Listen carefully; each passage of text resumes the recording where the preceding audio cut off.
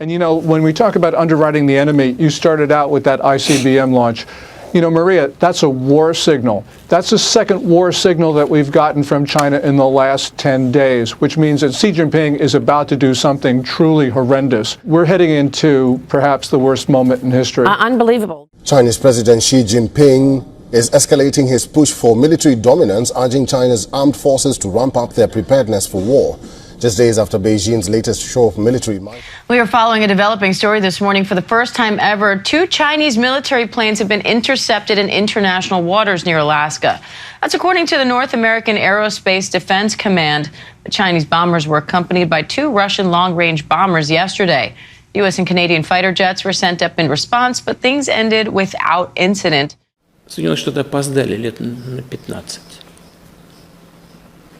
Они не смогут остановить развитие Китая. Это невозможно сделать, так же, как невозможно сказать Солнцу, не вставай. Оно все равно поднимется.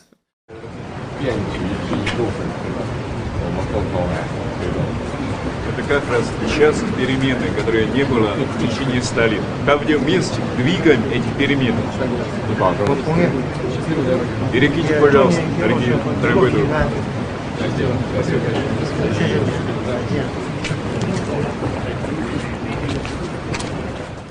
Louis, Russian military activity has been common in this region, but having Chinese planes there is unusual. So what are officials saying about that? And it is very unusual, which is one of the reasons why the NORAD actually pushed out this information really, really quickly.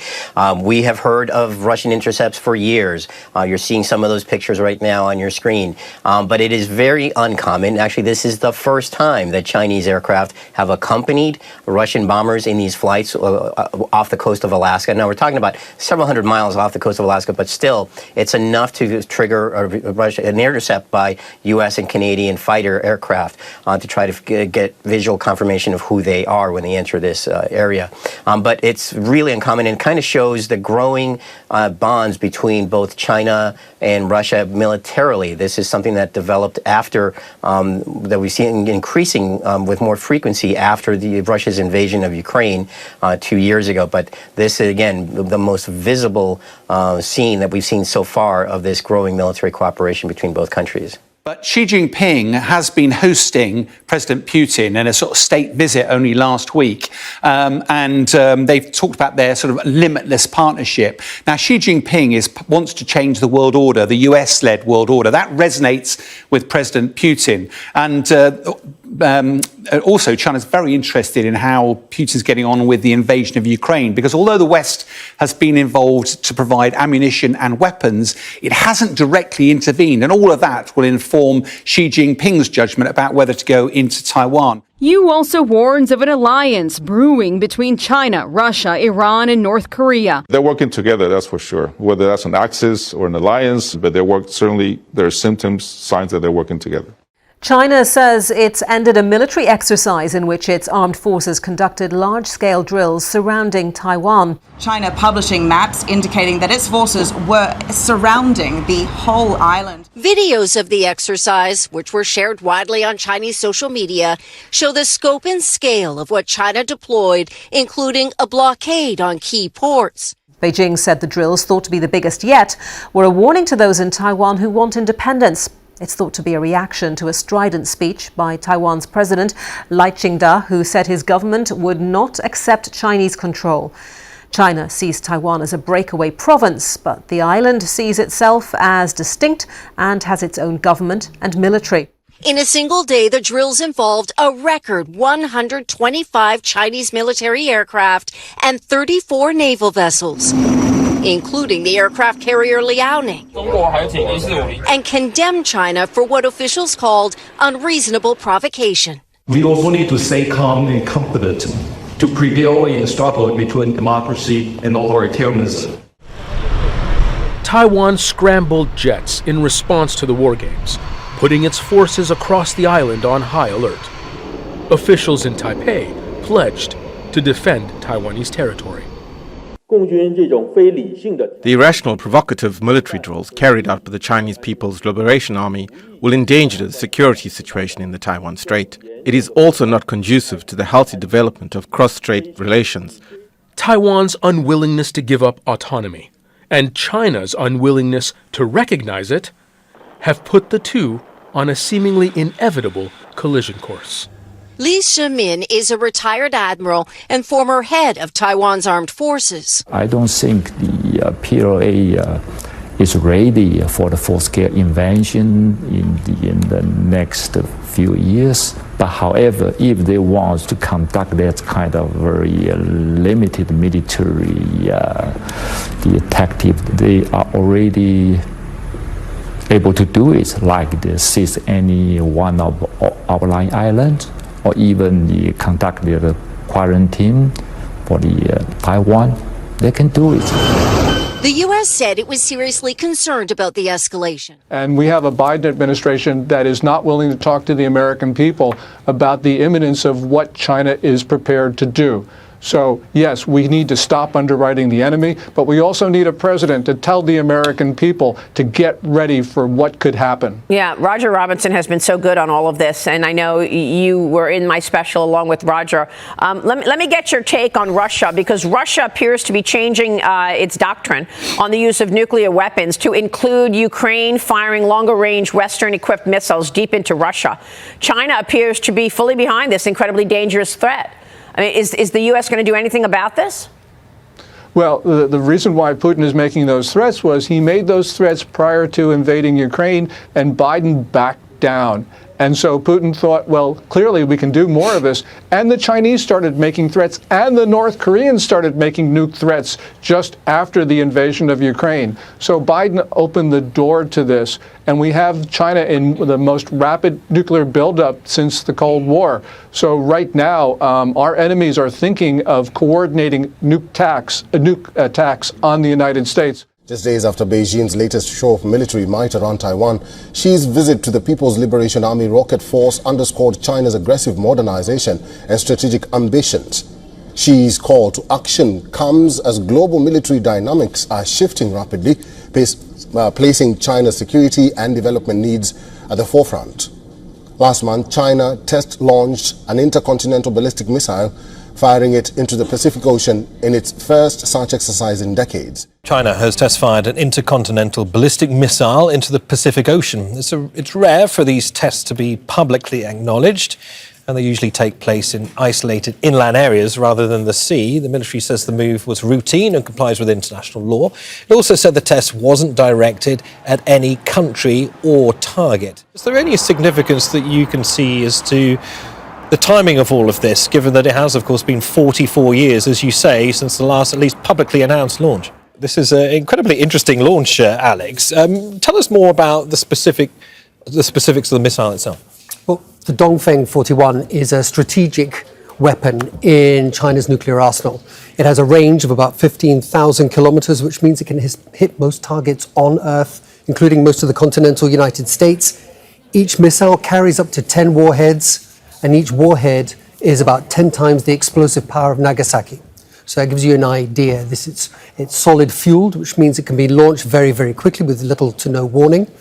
And it's on a road mobile launcher, which means it can disperse and hide in woods and make it very, very hard for an opponent, say, satellites, to try and spot it. So it's a very potent weapon. It's probably the most potent weapon in China's arsenal. Beijing has stepped up its nuclear development and boosted defense spending in recent years. Last October, the Pentagon even warned that China was developing its arsenal quicker than the US had anticipated. Pentagon says China held over 500 operational nuclear warheads as of May 2023 and is likely to have more than 1,000 by 2030.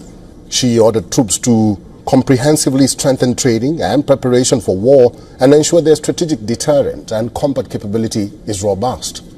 He emphasized the urgency of building a powerful military, noting that China's ambitions must evolve in step with a global military revolution. What's happening is that these exercises are becoming bigger and more frequent and closer to Taiwan. And what it seems to be this time is a dress rehearsal for a blockade of Taiwan. I mean, the South China Sea is at a crossroads, really, of two global maritime routes. It's a link between the Indian and Pacific Oceans. About a third of the global trade runs through this area. Also, in the South China Sea, there are massive oil and gas reserves. They've quoted that 11 billion barrels of oil are in there, and that, by reference, that's about 30 years of UK production. It's a huge amount. Now, China's been absolutely building artificial islands all over the place, militarizing them in trying to extend their influence there. The other important thing, if we look at the other map, is China's coast next to the South China Sea is actually relatively shallow. It's not really clear on here, but it's about 30 meters deep. China militarily wants to run nuclear submarines. They only work if they are out of sight, out of mind. At the moment, they've got a long transit where they can be seen. If you look at the coastline just off to the east of Taiwan here, it's on the edge of the continental plate and just drops away. So if you were to have a nuclear submarine base there, it could operate a lot more effectively. Now, China's always insisted that Taiwan is part of its orbit. It will reunify at some stage. So the question is now, were these drills just a sort of one of these periodic issues that crops up, or is there something slightly more sinister? And given the fact they only gave 45 minutes warning for them, it does appear China's testing Taiwan's defensive capability. Well, a spokesperson for China's foreign ministry said peace and an independent Taiwan were incompatible. Taiwanese independence and peace in the Taiwan Strait are irreconcilable. If you are concerned about peace and stability in the Taiwan Strait, the first thing you should do is oppose Taiwan independence. Meanwhile, a spokesperson for Taiwan's government responded by saying China should face up to the island's existence. At present, the international community's consensus is to maintain peace and stability in the Taiwan Strait and the Indo-Pacific region. China should face the fact and the existence of the Republic of China, Taiwan, respects the choice of the Taiwanese people for a democratic and free lifestyle, and refrain from military provocations that would jeopardize the peace and stability of the region and threaten Taiwan's democracy and freedom. So, Louis, what do we know so far about what these planes were doing there? Well, it's obvious that they're trying to send a message. They're trying to send a message that both Russia and China's militaries can work together. We've seen exercises off the coast of Alaska over the last year. There was a very large one about a year ago where there was essentially a flotilla of about 10 ships, Russian and Chinese Navy ships, that got close to Alaska. But the United States was tracking them all the way through, very much how the United States and Canada were tracking these aircraft from the moment they took off, probably from Russia, eastern Russia. China has issued a new warning to the U.S. following a series of high-profile meetings aimed at lowering military tensions. Alex Hogan has the message from Beijing that comes amid military drills in the Pacific. The U.S. military is turning its attention back to the Pacific. National Security Advisor Jake Sullivan visiting Beijing on Thursday, holding rare meetings with his Chinese counterpart and President Xi Jinping. The Chinese officials issuing a new warning, telling the U.S. to stop supplying weapons and tactical support to Taiwan, and also discuss China's recent naval actions in the South China Sea, which some regional allies say is part of a broader Chinese plan to dominate the region. I did raise our concerns about some of the destabilizing actions that have taken place, including the ramming of Coast Guard vessels and unsafe intercepts. But both sides are also stressing these meetings were aimed at easing tensions that have escalated in recent months. And Sullivan reportedly discussed the possibility of a meeting between Xi and President Biden at the G20 summit later this year. In this changing and turbulent world, countries need solidarity and coordination, not division or confrontation. At the same time, the Chinese military kicked off a new series of live fire drills, and the commander of the U.S. Pacific Fleet met with his counterpart in Manila, promising a quick response if China's provocations turn violent. We certainly have prepared a range of options. On Monday, thousands of service members from the U.S. and 9 other countries began joint military exercises for 2 weeks in Indonesia. These drills are aimed at boosting operational skills as well as developing the partnership between these countries as China continues to expand its influence on the region.